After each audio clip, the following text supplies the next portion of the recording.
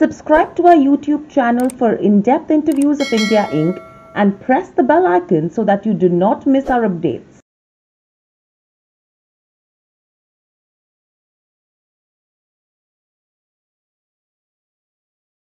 Hello and welcome, ladies and gentlemen. Welcome to Nirmal Bangani. All that here we have with us Sahil Vachani, MD and promoter at Max Ventures and Industries with Maxwell, joining us on the show. Welcome to the show, Sahil, and it's a pleasure having you as well. Uh, Let me first start with the kind of situation we are in is an unprecedented times for the economy, for the healthcare sector, and for everyone across.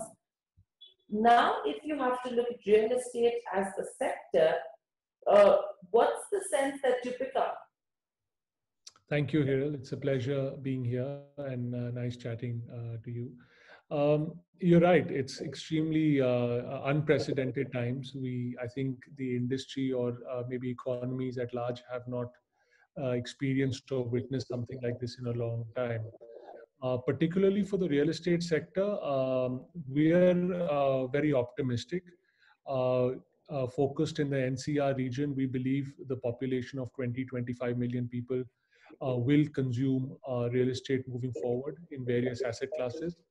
And we believe over the last 2 or 3 years, with the onset of GST, RERA, demonetization, and now COVID, has led to consolidation in the real estate space and will lead to a further consolidation moving forward.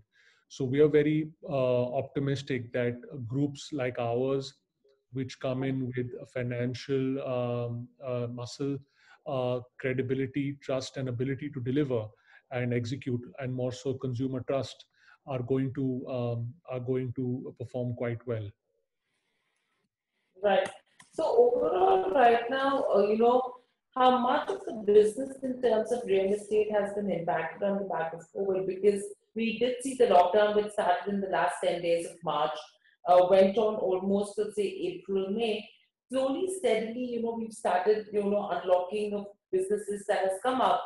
But if you have to look at real estate, how much of it has actually been impacted?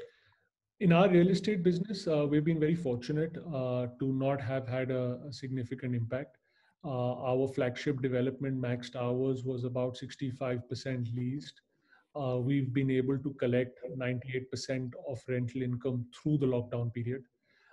Second, we've also been able to sign a large lease during the lockdown period with a listed entity for them to move into Max Towers. And third, for our second commercial development, which is Max House, we started construction sometime in May, and we've been able to complete the project and get occupancy certificate in the month of July. We restarted in May, and we've been able to get completion certificate in July. So if we look at the two vectors, one in terms of construction, we've been able to, with the gap of a month and a half or 2 months, we've been able to complete our project and get back very quickly. And on leasing, we've been relatively on track. In fact, almost 100% on track. Right. And overall, if you go to see, as we know that your company has been focusing mainly on commercial real estate in Delhi and NCR, and this is also one of the regions which has been impacted the most due to COVID, like Bombay is. Now, taking the size in terms of metros into consideration, how are you dealing with the situation? That's a great question. I think particularly what we are doing in the commercial real estate is not just building offices, but frankly building offices and commercial developments that embody our concept of work well. And if we look at the work well philosophy, we are creating our infrastructure around physical, social, emotional well-being. And first, on the physical health part, our buildings were pre-COVID already designed to be extremely safe and hygienic places to work. And I think post-COVID, we have been able to cauterize our buildings, our developments, to be able to make it extremely safe for all our tenants and visitors to come in. And I think increasingly what we are seeing is a flight to quality, by most tenants, particularly in COVID-affected regions like NCR or Mumbai. But in NCR, we are seeing tenants preferring to move to developments that are controlled by one developer, that have all the safety measures in place, that are doing all the screening, that are doing the sanitization process regularly, that is monitoring the movements through the Arogya Setu app and through our own technology tools that we are using to be able to provide a safe environment for all our guests. Right. And with this overall, what's the kind of plan that you have? Because what's happening is majority people are working from home. Do you think that's something which could be impacting the demand for commercial offices? And if yes, do you think there could be a change in strategy that you would be adopting? No, absolutely. That's a question that we've been thinking about and discussing quite frequently. We do believe that work from home is going to have an impact, but our belief is, and basis our interaction with a lot of the top occupiers in the country, is that the work from home will be a reality. It will be for some period of time. I think that we will have increased flexibility moving forward, even in the post-COVID era. Having said that, we do believe that offices will stay. From a social perspective, from a perspective of collaboration, innovation, productivity, eventually people will have to go back to the office. It may be that some people work from home a few days in a week, but I think our needs of office will remain, if not grow. And offices themselves will also change in terms of what we do in offices. For example, I don't think I would do an email in the office. I would clear emails in the office. I think you'd use your offices for collaboration, for meetings, for get-togethers, just to brainstorm, to innovate, to discuss new ideas, to get cross-functional teams to work. But a lot of the work that one was doing on your own, whether it's emails or whatever, one can do at home. And I think that mix, which has been seen in the Western world for the past many years, is what the places will move to. Having said that, I do believe that there is a trend towards de-densification of office spaces, where over the last 5 years, we saw that office space went from 200 square feet per person to less than 100 square feet per person. Whereas now I think that there will be a trend to reverse that, where we will allocate more space per person in office space, and that will be a factor to increase some demand of office space. Second, as I mentioned earlier, there will be a flight to quality. Most tenants now realize the importance of health and safety and well-being, and will want to be in buildings and developments that are developer owned, not necessarily sold to various people, and thus the common infrastructure is taken care of. So I think if there will be a positive and negative impact both on demand, and third, there will be a significant reduction in the supply of office space. So we believe that for developers like ourselves, there will be a opportunity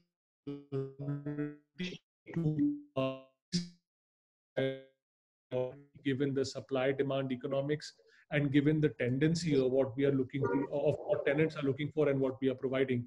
I think there's a very good match between that. Right. And overall, if you go to see with regards to where expansion goes in other regions, do you think that's something which could be a de-risking strategy as well? No, actually, I would differ with you on this one, Hiral. I think real estate, in our view, at least development of real estate, is an extremely regional and a focused play. And we believe that we want to focus on the NCR region to excel here. It's very difficult. I think parts of India are like a different country altogether. So it's very difficult for us to succeed in different geographies. But I think in NCR, we believe that there's a vacuum, there's a space. We have now developed some competencies and expertise. And like I said, this is a capital with a large population, and there is a need for a top 2 or 3 quartile developer like potentially for ourselves to emerge over here. So there's a lot to be done here, and we'd like to focus and stay here. Right. And with regards to your first commercial project as well, which is Max Towers, if you could just help us understand what is the project size, what are the kind of costs involved in developing, and what occupancy levels are we working with? It's very interesting. This was actually a distress project that was not completed, and we stepped in to take it over and complete it. So very complex process that we went through, but I think we did a great job in being able to deliver it on time and within budget. We've spent a total of 600 crores on the project, have sold broadly inventory about 200 crores, and are left with approximately 310,000 square feet of leasable area for ourselves. We have occupancy so far of about 60-65% and a very healthy pipeline for the remaining. Please appreciate that we've only been operational for 1 year. And in that 1 year, we've been able to not only get the occupancies that we have, but been able to get the highest rental in the Noida market ever got in the Noida market. So I think the fact of and all of this is because of a combination of the brand that we have, the product that we've created, the experience that we've been able to create around well-being, and taken our philosophy of work well and brought it to the various tenants. So I think the all of this is a validation of what we've been able to achieve. Right. And with regards to the newer projects which you've launched, like Max House, and if you have to talk about the upcoming commercial project that is Max Square, what's the kind of timelines are you working with on these? Could you give us details? Because due to COVID, we've seen a lot of disruption that's happened already right now. Now, do you think there could be delays on both of this, or would the timeline remain as planned? Yeah. So on Max House, Okhla, I shared that we completed our project and got occupancy Correct. certificate in July. This project, we started construction in December 2018. So in about 18, 19 months, we've been able to design, build, complete, in spite of having disruption of COVID and also the ban that was there by NGT earlier in the year. The company has proven its deep execution capability, and with a slight delay of maybe just 2 months versus our plan, we've been able to deliver. The second project also is Max Square, again with a joint venture with New York Life as a platform play. I think this also we've anticipated to be on time and on within budget.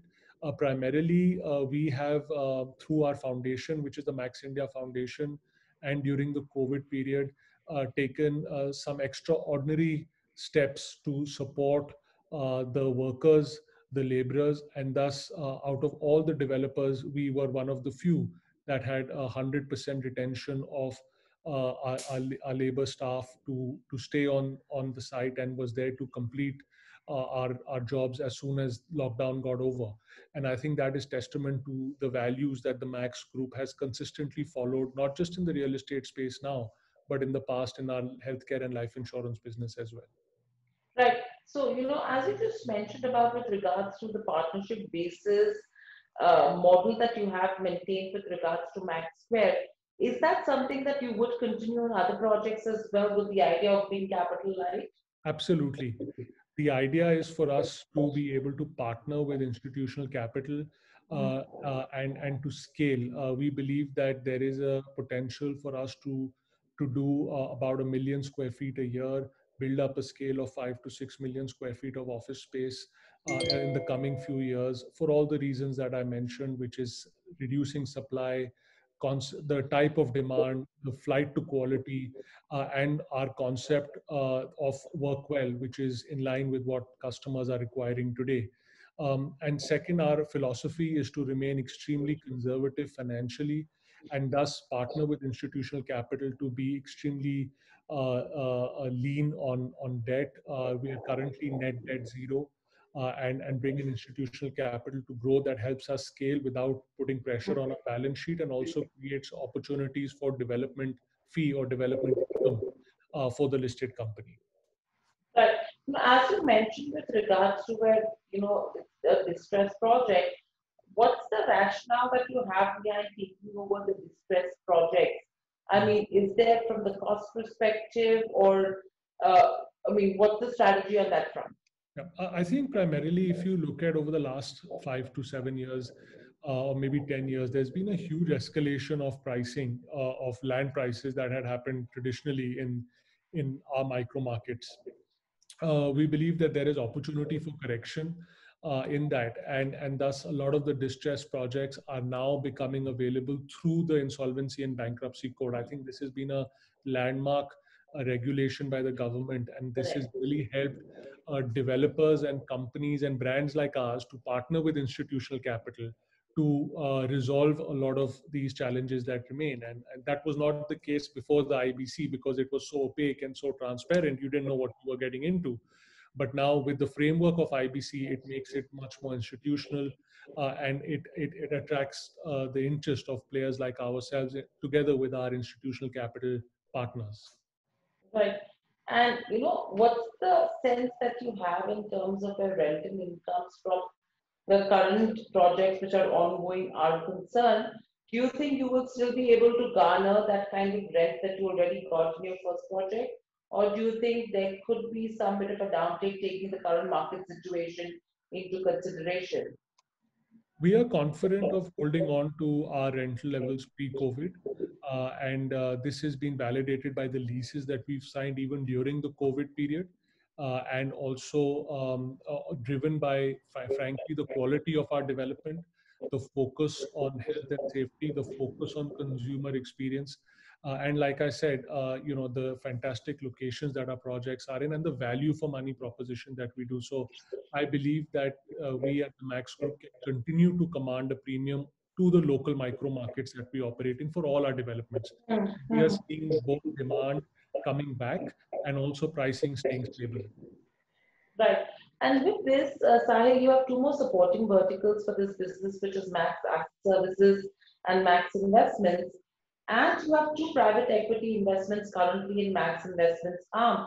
So if you could explain what is their role in the overall business, and secondly, with regards to the two PE investments, what is the plan there? Right. So firstly, on the packaging business, this is a joint venture between it's a subsidiary of Max Ventures, which Max Ventures owns 51% and is owned 49% by a Mm. Japanese multinational called Topan. They're a $6 billion group. This company makes packaging film that we supply to most of the brands in India, Hindustan Unilever, Nestle, Colgate, a lot of the products and brands that are there in the country. We are focused on packaging film, on value-added specialty packaging film that focuses on various properties that enable what are the true benefits of having packaged film. And I think particularly again in COVID, because we supply to a lot in the food industry, we were open because it was part of the essential services list.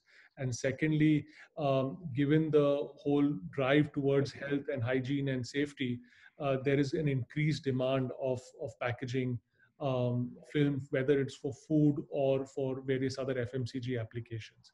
So that's a little bit on the packaging films business. The business has grown 100% year on year in terms of EBITDA over the last 2.5 years.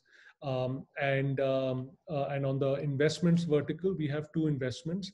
Our focus currently is to not continue to do investments, but to focus our growth towards a real estate development arm and do investments only in select technologies that we can use in our real estate business, and have a captive use for in a lot of our real estate development. So the idea is to have the company group will have two arms, Max Ventures. One is the packaging business, and the second is going to be the real estate business. And within the real estate business, the real estate development arm, the facilities management or the managed offices arm, and the investments arm to support the real estate business. Right. So overall, if you have to look at MSFL, the performance has been strong in FY20. Similarly, the outperformance has continued in the first quarter of FY21 as well. If you could help us understand what are the factors that have led to this kind of outperformance, and are you expecting this performance to continue in the remainder part of the year as well?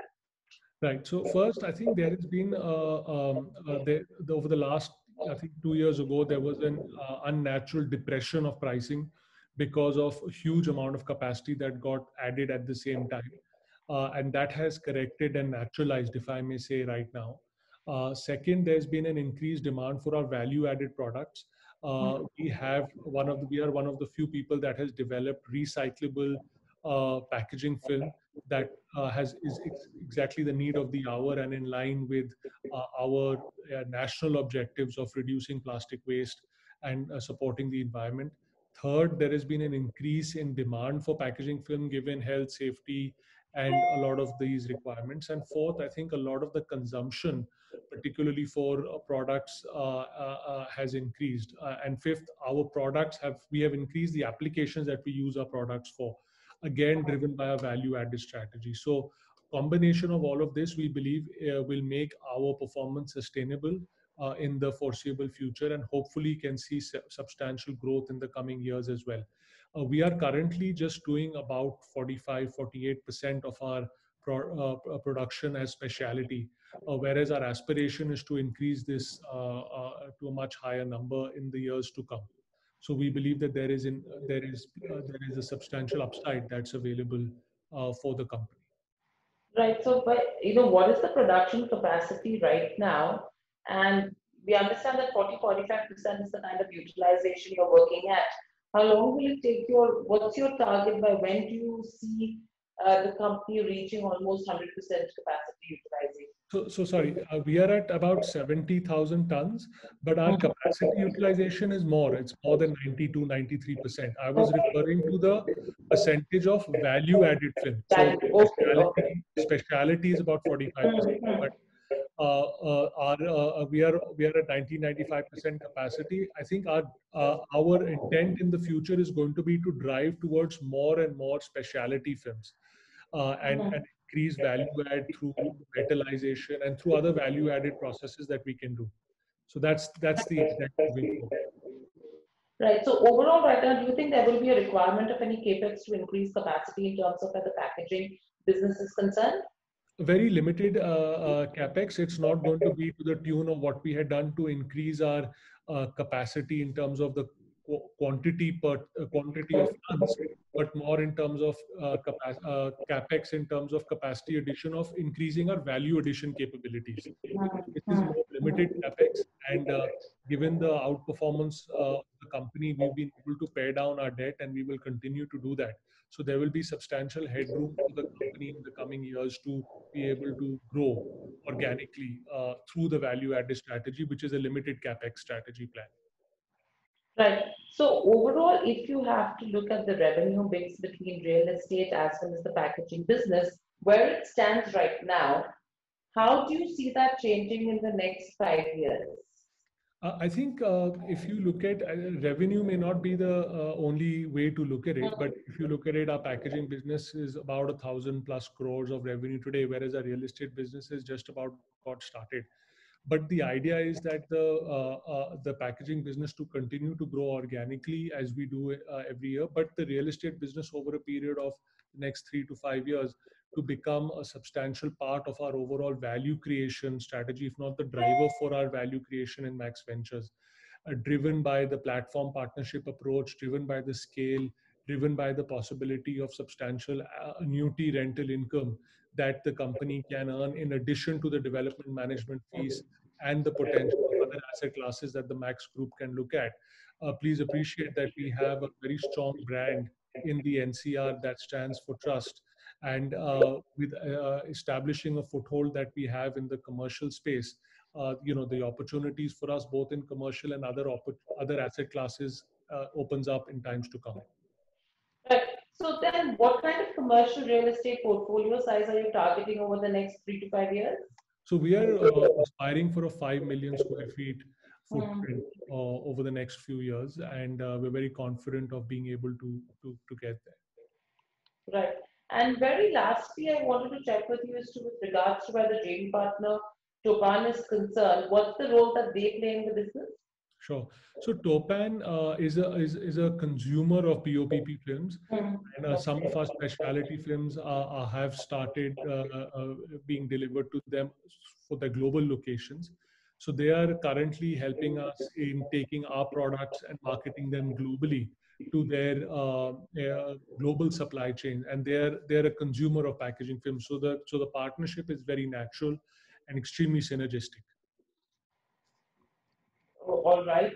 And very lastly, anything that we could understand in terms of where growth is concerned for FY21, any number crunching that you've done? But I know it's difficult to really anticipate how the year is going to really look like, but anything that you've put in your estimates in terms of growth? It's very difficult to share forecasts in the current times for the year. But if we look at our previous quarter, we've had substantial outperformance at an operating level year on year. In the packaging business and also in the real estate business. Although the real estate business is coming off a very small base, so I think we are very confident that not only for this year but in the coming years ahead this is a very sound story, both in terms of our packaging business and also our real estate business, given the timing of where we are and the execution capabilities that both teams have demonstrated. Right. So that's something we should be watching out for as well. But thank you, Sahil. Thank you so Thank much you. for Thank you, Hiral. on the show. Great insights. It was a pleasure having you, and we will see you soon. Stay safe. Thank you. You too. Bye-bye.